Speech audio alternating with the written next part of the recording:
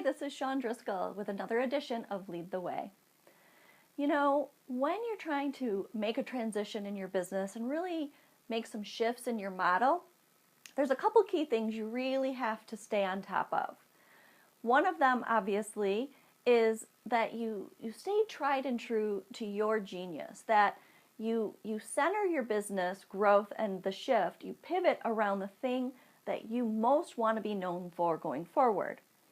So, you don't want to throw the baby out with the bathwater and burn all the bridges, right? You want to be strategic about how you're going to shift your business.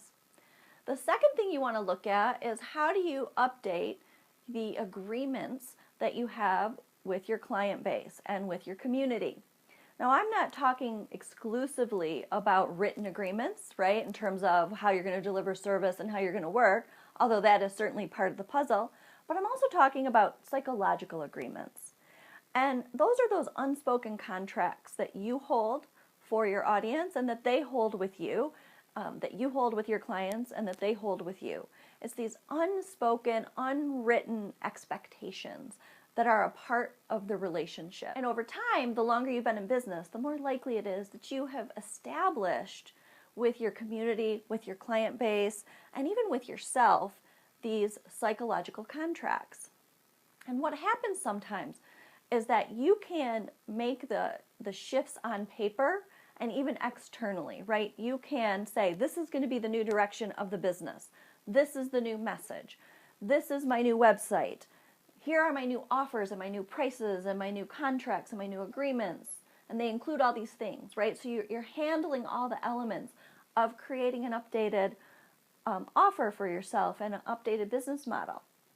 But if you don't also update, especially within yourself, the agreements, that the unspoken, unwritten agreements that you have with your clients, that'll get in the way.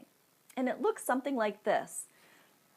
You're looking at changing your pricing, but you wonder, oh, what am I going to do about the people I've served before, or the people who were in the program last year who paid this much, and how am I going to ask them to pay that much, right? That is not only about the agreement from the prior service, right, which can be updated contractually, but it's also about your expectation, your unspoken expectation of honoring some unofficial contract that you have with them, that you won't raise your prices or you won't change things. So you want to look at that. It might sound like you saying, I really want to change my model and I want to eliminate this offering and I don't want to do, say, private coaching anymore. I only want to do high-end, mastermind groups or retreats or whatever. And then you find yourself still custom creating private offers for certain people, right? Because you're trying to honor some unspoken agreement that you haven't really technically made, but you feel committed to. So you want to look at, where am I operating from these unspoken, unwritten agreements that are stopping me from moving forward on the vision and the mission and the message and the model that I'm ready to take forward?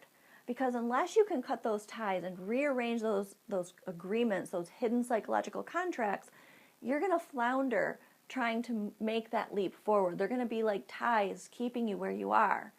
And most likely, they're in your mind, right? You've created these psychological contracts that you're trying to honor. So what you want to do is out them and rewrite them. Do a journaling exercise or really take the time to spell out, like, here's my new contract for how I will take care of my clients and customers. Here's my new contract about how I'm going to handle when I change formats, change pricing, change structure, change messaging, so that you don't get dragged back and held back by who you used to be and what used to be the way you wanted to serve and bring your work out in the world. So I hope this idea of really exploring the psychological contracts as much as you're exploring the external components of your business can help free you to really jump forward and make the leap and shift and pivot your business to be much more fulfilling and bring you much greater results, impact, and joy. Until next time, this is Shawn Driscoll. Lead a life of difference.